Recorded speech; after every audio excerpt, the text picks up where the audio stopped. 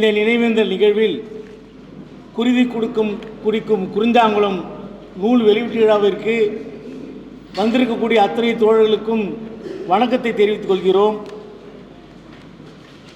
தொடர்ச்சியாக தஞ்சை கீழ்வெண்மணி ஆகட்டும், குறிஞ்சாங்குளம் ஆகட்டும், வேங்கை வயலாகட்டும்,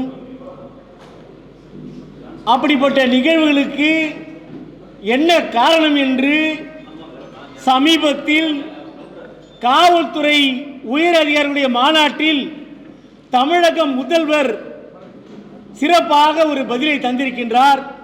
அவர் சொன்ன வார்த்தை பொருத்தமாக இருக்கும் என்று நினைக்கிறேன்.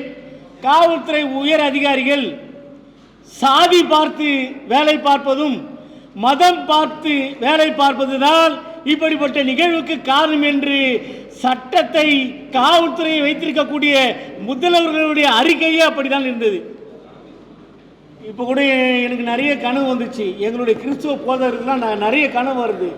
ஒருத்தர் கார் வாங்கலான்னு கனவு வருது, ஒருத்தர் பங்களா வாங்கலான்னு கனவு வருது, ஒருத்தர் டைரக்ட் கனவுல மோடி தான் அடுத்த பிரதமர்ன்றாரு ஐடிக்கு பயந்து. அப்படி நிறைய கனவுகள் வந்திருக்குது.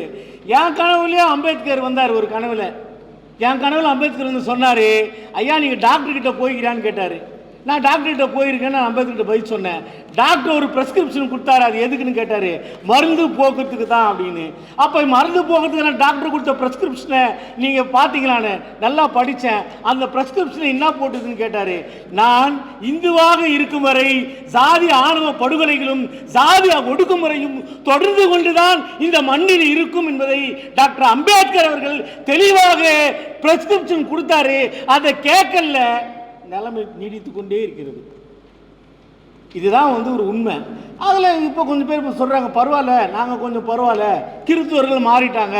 இந்த போராட்டத்தில் கூட பாருங்க, நம்மளோட பஞ்சாபி நில மீட்பு போராட்டத்தில் ஐயா ஏழுமலையோடு ஜான் தாமஸ் என்கின்ற போராளி பஞ்சாபி நில போராட்டத்திற்கு இருந்தது போன்றுதான் குறிஞ்சாங்குளத்தினுடைய வெட்டி பறிகொடுக்கப்பட்ட அந்த இயற்கை தியாகிகளின் வரிசையில் கிறிஸ்தவர்களும் உள்ள இருக்கிறார்கள் என்பதுதான் பேருண்மை. ஆக இப்போ பார்த்தீங்கன்னு சொன்னால் அதில் கூட ஜான்சன் அவர்கள் தலைமையில் சொன்னார், ஒரு தேவாலயம் இடிக்கப்பட்டது, அது கட்டப்படலை, எந்த ஆயிரம் பேராயிரம் அமைதிக்காக இருக்கிறாங்க. இந்த குறிஞ்சாங்குளம் சம்பவம் உட்பட அவர்கள் அமைதிக்காக இருக்கிறார்கள்.